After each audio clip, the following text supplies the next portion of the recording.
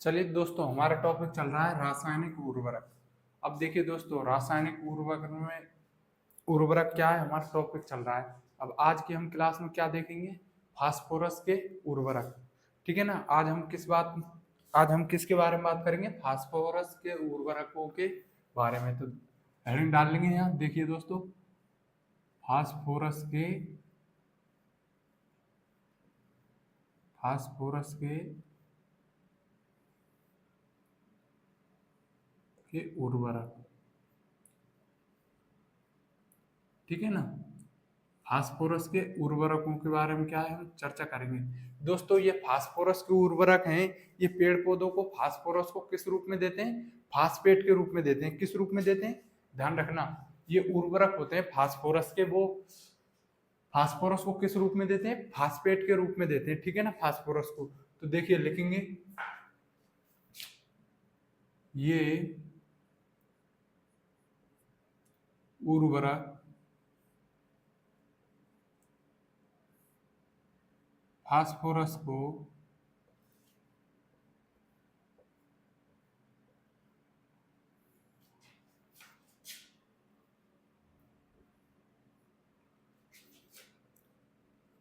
P2O5 P2O5 यानी कि phosphate के रूप में देते हैं। किस रूप में? देखिए कोष्टक में लिख रहा हूं मैं, फास्फेट के रूप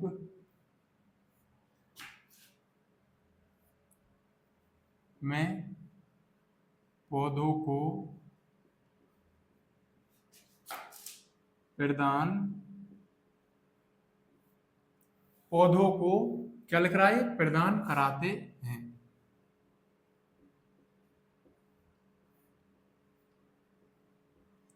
तो देखिए दोस्तों, बड़े ध्यान से देखेंगे। देखिए ये उर्वरक फास्फोरस को P2O5 यानी कि फास्फेट रूप में पौधों को प्रदान कराते हैं। किस रूप में कराते हैं? ये फास्फोरस को फास्फेट आयन के रूप में। ठीक है ना। यानी कि P2O5 किस रूप में कराते हैं? P2O5 यानी कि फास्फेट के रूप में क्या है? ये प्रदान कराते हैं। अब देखिए दोस्तों, ये क्वेश्चन लिख लीजिए। देखिए, अगर हमें फास्फोरस को किस रूप से दर्शाते हैं? P से। ठीक है ना। किससे दर्शाते हैं? P से। तो देखिए ये क्वेश्चन लिख लीजिए, काफी बार ये पूछा जाता है। उस क्वेश्चन से ये आपको क्या है, समझ में आएगा। ठीक है ना। तो क्वेश्चन लिख लीजिए। क्वेश्चन नंबर 1, P यानी कि फास्फोरस से P2O5 कैसे बनाएं? ठीक है ना। P से फास्फोरस से P2O5 यानी कि फास्फेट कैसे बनाएं? इस फास्फोरस से P2O5 कैसे बनाएं? कैसे बनाएं? कैसे बनाएं? अब देखिए दोस्तों, यहां पर इसका क्या है, आंसर लिखेंगे। ठीक है ना। ये क्वेश्चन है, क्या है, पूछ लिया जाता है, बार बार पूछा जाता है ये क्वेश्चन। अगर आपसे कोई पूछ ले तो देखिए दोस्तों, इसका आंसर लिखेंगे हम। अगर हमें हमें फास्फोरस से यानी कि P से P2O5 बनाना है तो क्या तरीका है, उस तरीके को ध्यान रखेंगे। देखिए P P का गुणा हमें किससे करना है? 299 से करना है। किससे करना है? 299 से। ठीक है ना। P का गुणा हमें 2.99 से क्या है, इसका गुणा करना है। तो हमें क्या प्राप्त होगा? P2O5 यानी कि क्या प्राप्त हो जाएगा? फास्फेट। क्या प्राप्त हो जाएगा? फास्फेट। अब दोस्तों आपसे उल्टा पूछ ले कि P2O5 से फास्फोरस कैसे बनाएं, यानी कि P कैसे बनाएं। तो देखिए दोस्तों, इस क्वेश्चन को भी लिख लेते हैं। क्वेश्चन नंबर 2, P2O5 से P कैसे बनाएं। ऐसा क्वेश्चन आ जाए आपको, ये क्या है, ये तो ऐसा है, P से P2O5 कैसे बनाएं। तो हम बना देंगे। ये संख्या याद रखनी है आपको। ठीक है। ये क्या है, ये संख्या याद रखनी है 2.99। इसी पी का गुणा 2.99 से करेंगे जब भी क्या है ये प्राप्त होगा। क्या प्राप्त होगा, फास्फेट। तो हमें क्या है, ये क्या है, संख्या याद रखनी है। अब दोस्तों P2O5 से P कैसे बनाए, तो इसके लिए भी एक संख्या याद रखनी है। किसका गुणा करना है, देखिए आंसर में लिखेंगे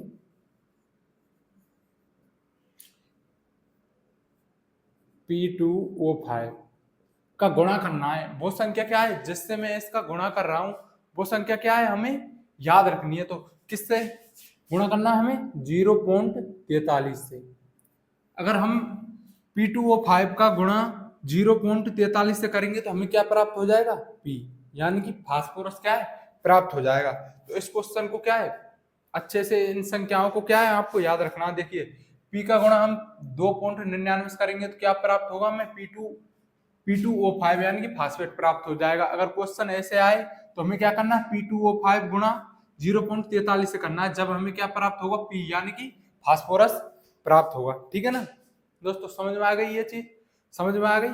तो देखिए और क्या लिखा था, ये पौधों को फास्फोरस जो उर्वरक होता है वो पौधों को किस रूप में हमें प्राप्त कराता है, फास्फोरस को किस रूप में पेड़ पौधों को प्राप्त कराता है, फास्फेट के रूप में, यानी कि फास्फेट आयन के रूप में। फास्फोरस पेड़ पौधों को फास्फेट के रूप में क्या है प्रदान कराता है फास्फोरस को। ठीक है ना, तो इसको क्या है आप उतार लीजिए। अब देखेंगे इसका उपयोग कब किया जाता है, फास्फोरस के उर्वरकों का उपयोग कब किया जाता है। तो देखिए उपयोग लिखेंगे, इधर लिख लेते हैं उपयोग,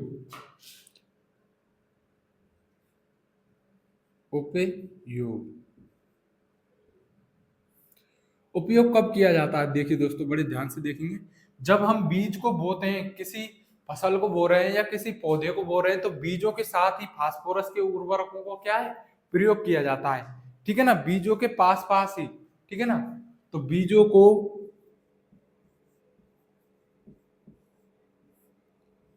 के साथ फास्फोरस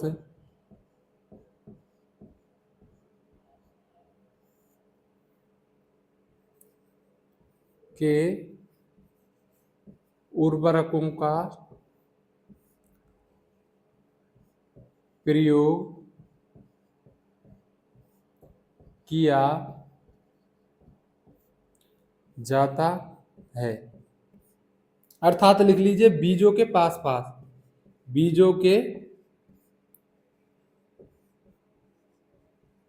पास पास, यानी कि हमें क्या है फास्फोरस के उर्वरक को डालना है तो बीजों के जैसे कि क्या है, बीज बीज यहाँ है तो इसको क्या है यहीं साथ में ही डालना होगा इसको, क्योंकि जब ये क्या है पौधे क्या है बीज बीज हमारे अंकुरित होंगे तो क्या है जब ही जैसे पौधा बीज डाल दिया ये हमने मृदा में, तो अगर इसको फास्फोरस इसके पास ही होगा ना, बिल्कुल ढींगी होगा, जब भी क्या है ये बीज अंकुरित होंगे, इनकी जड़ें निकलेंगी थोड़ी थोड़ी छोटी छोटी, तुरंत ही क्या है ये फास्फोरस को क्या है बीज क्या है ग्रहण, यानी कि बीजों से क्या है पौधा बन रहा है तो ये तुरंत ही क्या है ग्रहण कर लेगा फास्फोरस को। क्यों किया जाता है इसका प्रयोग, बीजों के साथ फास्फोरस का प्रयोग किया जाता है, यानी कि जब बुवाई करते हैं, बुवाई के समय, या ऐसे लिख लीजिए बुवाई के समय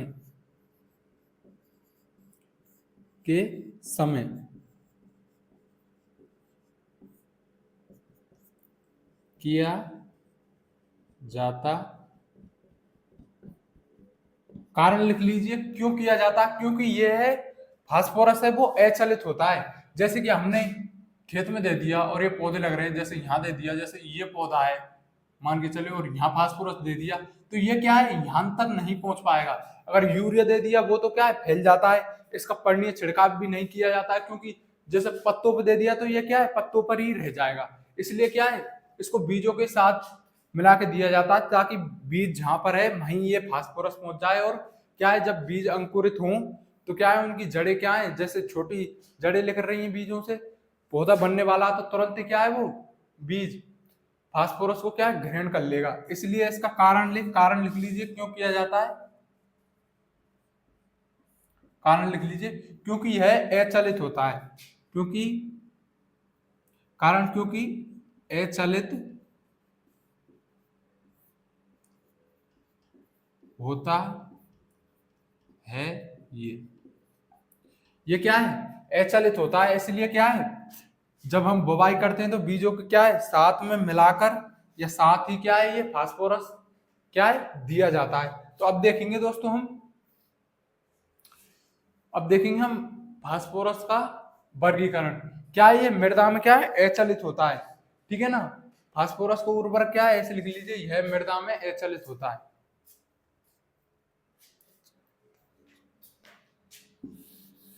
ऐसे लिख लीजिए, आपको और अच्छे समझ में आएगा। यह मृदा में अचलित होता है।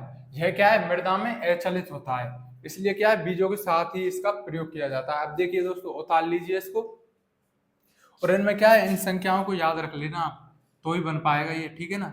जैसे ये क्या है हमें याद रखनी है, ठीक है ना, ये संख्या याद रखनी है और कोई तोड़ नहीं है इनका, ये और ये, जब ही बनेगा ये फास्फोरस, ठीक है ना। ये क्वेश्चन आपको मैं आशा करता हूँ कि आपको समझ में आ गया होगा। देखिए इसको मैं क्या है मिटा रहा हूँ, अब देखेंगे हम फास्फोरस का वर्गीकरण, ठीक है ना। ऐसे उर्वरकों को क्या है वर्गीकरण देखेंगे। तो देखिए उतार लीजिए इसको, ठीक है, उतार लिया होगा आपने, रोक के या कैसे भी उतार लीजिए। अब देखिए मिटा रहा हूँ मैं इसको।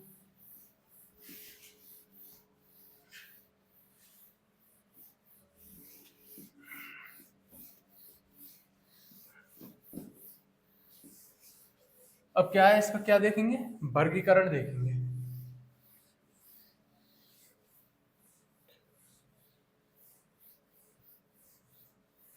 अब देखिए फास्फोरस का क्या वर्गीकरण देखेंगे। तो देखिए दोस्तों लिख लेते हैं हेडिंग में, वर्गीकरण। क्या देखेंगे वर्गीकरण।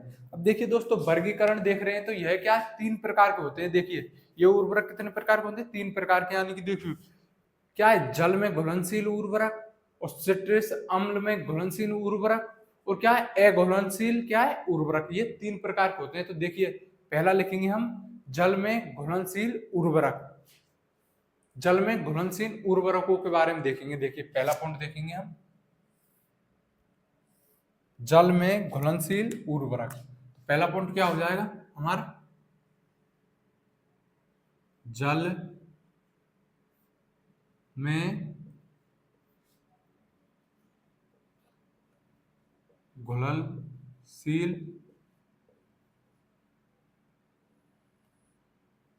जल में घुलनशील उर्वरक, ठीक है ना। इसको छोड़ लीजिए। अब ये क्या है फास्फोरस का क्या है वर्गीकरण है। तो पहला किस में आता है जल में घुलनशील उर्वरकों के बारे में देखेंगे। तो देखिए ऐसे फास्फोरस के कौन कौन से उर्वरक हैं जो क्या है जल में क्या है घुलनशील होते हैं। तो पहले नंबर पर आता है हमारा एसएसपी, ठीक है ना। तो एसएसपी के बारे में देखेंगे, उदाहरण देखेंगे अब इनका हम। उदाहरण क्या देखेंगे उदाहरण। तो पहले नंबर पर लिखेंगे हम एसएसपी। एसएसपी पूरा नाम मैं पहले ही बता चुका हूँ, रासायनिक टॉपिक चल रहा है। ये कौन सी है हमारी 9वीं क्लास है, शायद 9वीं क्लास है। तो इसमें क्या है 9वीं क्लास है, 8वीं क्लास में हमने पहले और कुछ के बारे में चर्चा किया था, ठीक है ना। तो ये कितनी है हमारी 9वीं क्लास है। तो इसमें देखेंगे एसएसपी का मैं शुरू में ही बता चुका हूँ, इसका पूरा नाम क्या है सिंगल सुपर फास्फेट, ठीक है ना। क्या है इसका पूरा नाम single super phosphate, single super phosphate. अब देखिए दोस्तों इसका क्या है, इसमें क्या है नाइट्रोजन कितनी प्रतिशत, सॉरी इसमें क्या है फास्फोरस कितनी प्रतिशत पाई जाती है। तो देखेंगे फास्फेट या फास्फोरस एक ही बात है दोस्तों, ठीक है ना। फास्फोरस को क्या है फास्फोरस है जैसे, तो पेड़ पौधे किस रूप में ग्रहण करते हैं उसको P2O5 यानी कि फास्फेट के रूप में। तो इसमें फास्फेट या फास्फोरस कितनी प्रतिशत पाया जाता है एसएसपी में, कितनी प्रतिशत पाया जाता है 16%। मैंने आपको पहले ही बता दिया ये चीज। देखिए तो इसमें क्या है पी कितना प्रतिशत पाया जाता है, देखिए पी पी कितनी प्रतिशत पाया जाता है फास्फोरस 16%। कितना पाया जाता है 16%। अब दोस्तों इसमें क्या है कैल्शियम भी होता है ना, और क्या है, मैग्नीशियम भी होता है, और क्या है, सल्फर भी होता है। ठीक है ना, कैल्शियम, मैग्नीशियम और सल्फर। अब वो कितनी मात्रा में पाया जाता है, ये उर्वरक है ना, वो कैसा है, जल में घुलनशील उर्वरक है, इसको क्या है, जल में ये है मिल सकता है। तो कैल्शियम कितना प्रतिशत पाया जाता है इसमें, 19%। और मैग्नीशियम कितना पाया जाता है, 12%। ये क्या पूछ लिया जाता है। तो देखिए कैल्शियम इसमें कितना पाया जाएगा, 19%, और मैग्नीशियम 12%, 12%। और सल्फर कितना पाया जाता है, 0.3%, 0 पॉइंट कितना पाया जाता है, 0.3%। ये क्या है, हमें क्या है अच्छी तरह से याद रखने, ठीक है ना। और देखिए एक और चीज लिख लीजिए, सिंगल सुपर फास्फेट का प्रयोग कहाँ किया जाता है, तिलहनी फसलों में ज्यादा किया जाता है। इसका प्रयोग लिख लीजिए, इसका प्रयोग तिलहनी फसलों में किया जाता है। इसका प्रयोग ज्यादा किस में किया जाता है, तिलहनी फसलों में किया जाता है, क्योंकि यह तेल की मात्रा को बढ़ाता है। किस लिए किया जाता है, क्योंकि यह तेल की मात्रा को बढ़ाता है, तेल की मात्रा को बढ़ाता है। क्यों किया जाता है, क्योंकि यह क्या है, तेल की मात्रा को क्या है, बढ़ा जाता है, बढ़ाता है। और इसमें क्या है, सल्फर भी पाया जाता है, ठीक है ना, इसमें क्या है, सल्फर पाया जाता है, इसलिए क्या है, इसका प्रयोग कहाँ किया जाता है, ज्यादा तिलहनी फसलों में किया जाता है। तो ये क्या हो गया, हमारा पहला उदाहरण हो गया। इसमें फास्फोरस 16% पाया जाता है, ठीक है ना, फास्फोरस या फास्फेट। अब देखिए दोस्तों, इसमें देखेंगे नाइट्रोजन, तो इसमें क्या है, 0% पाया जाता है नाइट्रोजन, ठीक है ना, लिख लीजिए आपको, नाइट्रोजन कितना पाया जाता है, 0 पाया जाता है इसमें। नाइट्रोजन कितना पाया जाता है इसमें, 0 पाया ही नहीं जाता है, मान लीजिए, पर आपको कोई पूछ ले कहीं कंफ्यूज हो जाए तो लिख लीजिए नाइट्रोजन क्या है इसमें, 0%, यानी कि पाया ही नहीं जाता है। और दूसरा उदाहरण है इसका डबल सुपर फास्फेट, यानी कि DSP। दूसरा उदाहरण लिखेंगे इसका, देखिए यहां पर लिख लेते हैं उदाहरण नंबर दूसरा, उदाहरण नंबर दूसरा DSP क्या है, DSP इसका पूरा नाम क्या होगा, double super phosphate, double super phosphate, double super phosphate. ये क्या है, जल में घुलनशील उर्वरक है। मैं इनके उदाहरण लिखा रहा हूं, वो क्या है, 5 है। तो इसमें क्या है, फास्फोरस कितना प्रतिशत पाया जाता है, 32%। कितना पाया जाता है फास्फेट, 32% इसमें क्या है, फास्फेट पाया जाता है। तो इसमें देखिए पी लिखेंगे, फास्फेट कितना पाया जाता है इसमें, यानी कि पी फास्फेट कितना पाया जाता है, 32%। कितना पाया जाता है, 32%। और नाइट्रोजन इसमें 0% पाई जाती है। देखिए इसको भी लिख लीजिए, नाइट्रोजन कितनी पाई जाती है इसमें, 0%, 0 पाई जाती है, यानी कि पाई नहीं जाती है। तो और दूसरा तीसरा उदाहरण देखेंगे इसका, उदाहरण नंबर तीसरा, ठीक है ना, उदाहरण नंबर कौन सा देखेंगे, तीसरा, यार ये क्यों आ रहा है, उदाहरण नंबर 3 देखेंगे, DAP। कौन सा देखेंगे, DAP देख लीजिए, या पहले देख लीजिए TSP, TSP क्या हो जाएगा, triple super phosphate,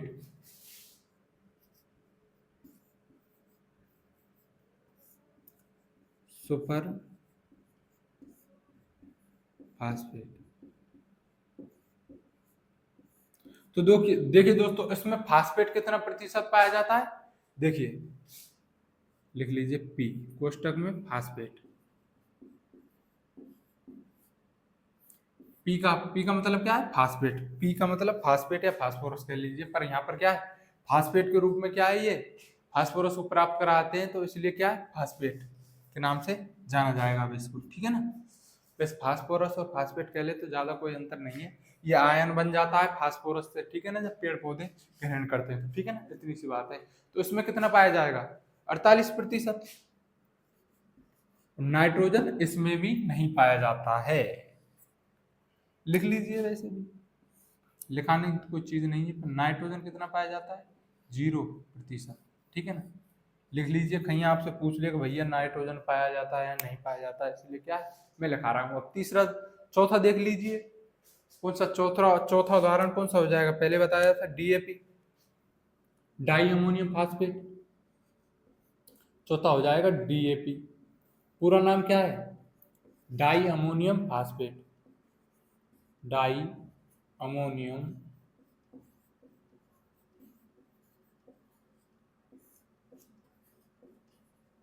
di ammonium phosphate, क्या हो जाएगा पूरा नाम, di ammonium phosphate.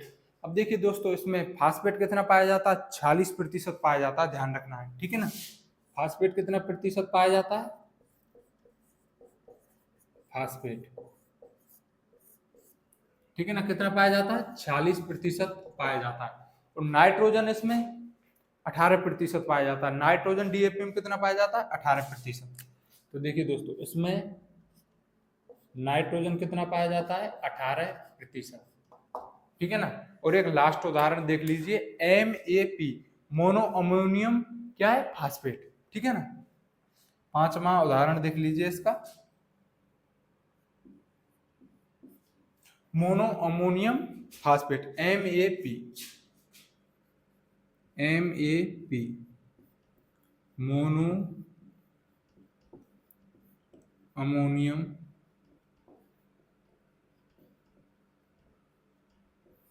Phosphate.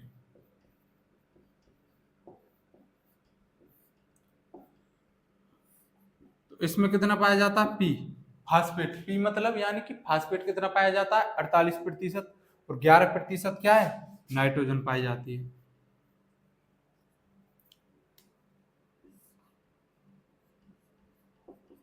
Nitrogen 11%, ठीक है ना, नाइट्रोजन कितनी पाई जाती है इसमें, 11%, नाइट्रोजन कितनी पाई जाती है इसमें, 11%, ठीक है ना। इसको उतार लीजिए, मैं मिटाऊंगा। अब देखेंगे हम सिट्रस अम्ल में घुलनशील उर्वरकों के बारे में बात करेंगे, ठीक है ना।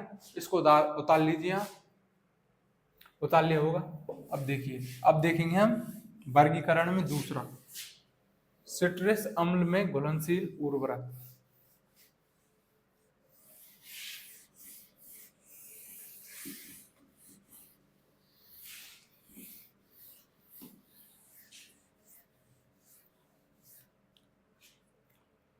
दूसरा देखेंगे हम कौन सा, सिट्रस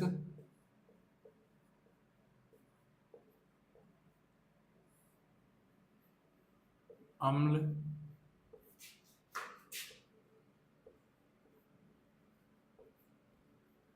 घुलनशील, सिट्रस अम्ल में घुलनशील।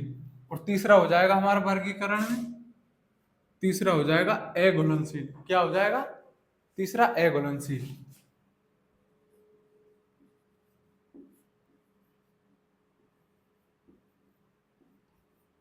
फास्फोरस के वर्गीकरण में तीसरा हो जाएगा अघुलनशील। तो देखिए दोस्तों, सिट्रस अम्ल यानी कि खट्टे पदार्थों में अम्ल की बात हो रही है, तो क्या है, खट्टे पदार्थों में नींबू संतरा में क्या पाया जाता है, सिट्रस अम्ल पाया जाता है। तो इसमें भी उर्वरक में क्या पाया जाएगा, सिट्रस अम्ल। तो देखिए उदाहरण देखेंगे, इसका उदाहरण है सिर्फ दो, ठीक है ना, DCP। पहला उदाहरण देखेंगे इसका, इसका उदाहरण देखेंगे पहला, DCP, पूरा नाम क्या होगा, die calcium phosphate,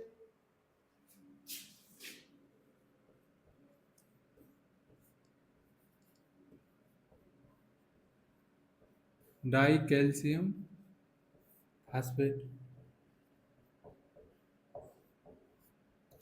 die calcium phosphate पहला उदाहरण हो गया। और दूसरा उदाहरण देख लीजिए, दूसरा उदाहरण देख लीजिए, बेसिक स्लेट,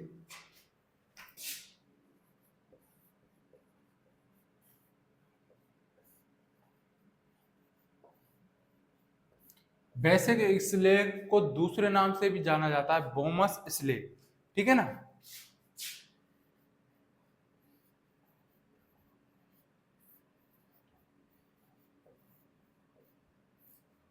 किस नाम से जाना जाता है? बोमस स्लेग। अब देखिए दोस्तों, इसमें कितना पाया जाता है? इसमें फास्फेट 33% पाया जाता है और कैल्शियम कितना पाया जाता है? 20%। तो देखिए दोस्तों, इसमें कितना पाया जाता है? सॉरी, डाई कैल्शियम फास्फेट में देखिए, डाई कैल्शियम फास्फेट में कितना पाया जाता है? 33%। ये कितना पाया जाता है? 33%। और कैल्शियम कितना पाया जाता है? 20%, ठीक है ना। इसमें कैल्शियम कितना पाया जाता है? 20%। ये क्या है, हमें याद रखने, उदाहरण याद रखने, ठीक है ना। और यह इसमें क्या पाया जाता है? इसमें पाया जाता है फास्फेट। इसमें क्या, फास्फोरस या फास्फेट कितना पाया जाता है? 14 से 18%। 14 से 18% क्या है? पी पाया जाता है, ठीक है ना। 14 से 18% इसमें क्या, पी पाया जाता है। और दो, ये 14 से 18% क्यों पी पाया जाता है? क्योंकि यह किससे प्राप्त होता है? स्टील उद्योग के अपशिष्ट से प्राप्त होता है। यह किससे प्राप्त होता है? लिख लीजिए यहाँ पर, कोई पूछ लेता हूँ आपसे। स्टील उद्योग के अपशिष्ट पदार्थों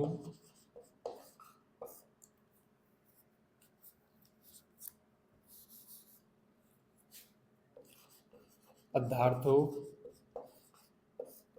से प्राप्त होता होता है, ठीक है ना। अपशिष्ट पदार्थों से, स्टील के अपशिष्ट पदार्थों से उद्योग होते, स्टील उद्योग के अपशिष्ट पदार्थों से प्राप्त होता है। अगर अपशिष्ट पदार्थों में इसकी मात्रा ज्यादा होगी बोमस की, तो क्या है, 18% तक पहुंच जाएगा। अगर अपशिष्ट पदार्थों में स्टील के अपशिष्ट पदार्थों में मात्रा कम होगी तो 15 भी रह सकता है, 16 भी रह सकता है। इसलिए इसमें फास्फेट पाया जाता है 14 से 18%, इसलिए लिखा गया है ये, ठीक है ना, 14 से 18%, ठीक है ना। अब देखिए दोस्तों, अघुलनशील उर्वरकों के बारे में और देख लीजिए। इसमें क्या है, इसमें क्या है, दो उदाहरण है इसके भी, रॉक फास्फेट और बोन मील खाद है ये, ठीक है ना। तो इसके भी उदाहरण देख लीजिए, रॉक फास्फेट,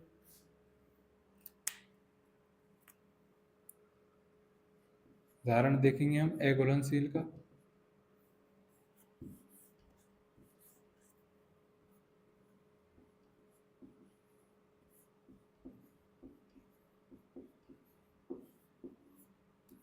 ये क्या हो जाएगा, उदाहरण पहला, रॉक फास्फेट, पी पाया जाता है इसमें कितना, 25 से 30%।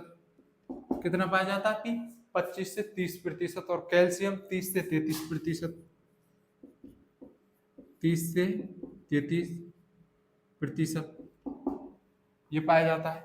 और एक उदाहरण हो जाएगा बोन मील खाद। देखिए दोस्तों, बोन मील खाद क्या हो जाएगा, एक उदाहरण, बोन मील खाद। बोन मील खाद, ये तो हमारा क्या होगा, पहला हो गया। दूसरा हो जाएगा बोन मील, दूसरा हो जाएगा बोन मील, ठीक है ना। बोन मील यह क्या है, खाद है, जैविक खाद है ये, ठीक है ना, खाद है। ये क्या है, उर्वरक नहीं है, ठीक है ना, खाद है। कोष्टक में लिखा रहा हूं। इसमें कितना पाया जाता है, फास्फेट 20 से 30% पाया जाता है इसमें, ठीक है ना। 20 से 30% क्या पाया जाता है इसमें, फास्फेट पाया जाता है, ठीक है ना। तो आज के लिए दोस्तों इतना ही, मिलते हैं अगली वीडियो में, ठीक है ना। उतार लीजिए इसको, इसको क्या है, याद रख लेना इनको, उदाहरण है, इससे क्या है आपका फास्फोरस उर्वरक क्या है हो जाएगा, ठीक है ना। उतार लेना, ठीक है ना।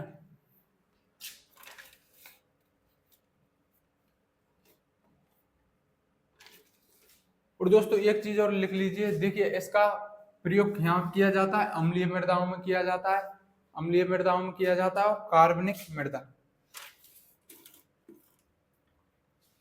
इसका उपयोग कहाँ किया जाता है, अम्लीय मृदाओं में।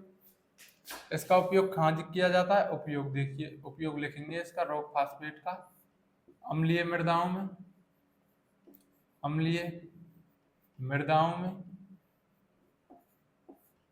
मृदाओं में, और क्या है दूसरा हो जाएगा कार्बनिक मृदाओं में।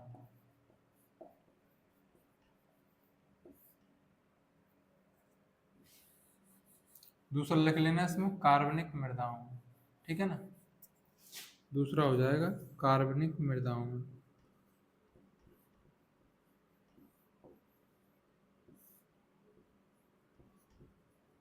कार्बनिक मृदा में उपयोग होता है। गलत क्यों आ रहा लिखाई?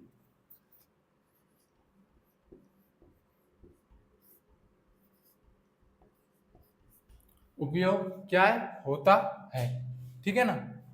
इसका रॉक फास्फेट का उपयोग क्या किया जाता है, अम्लीय मृदाओं में, कार्बनिक मृदाओं में, ठीक है ना। उतार लीजिए इसको। आज के लिए बस क्या है, इतना ही। तो कल की क्लास में देखेंगे हम पोटास या पोटेशियम के उर्वरक, ठीक है ना। अगली क्लास में क्या देखेंगे, पोटास या पोटेशियम के उर्वरक, ठीक है ना। पोटेशियम के उर्वरकों के बारे में देखेंगे कल, पोटेशियम के उर्वरकों के बारे में कल देखेंगे। तो आज के लिए बस इतना ही, उतार लीजिए इसको, ठीक है ना।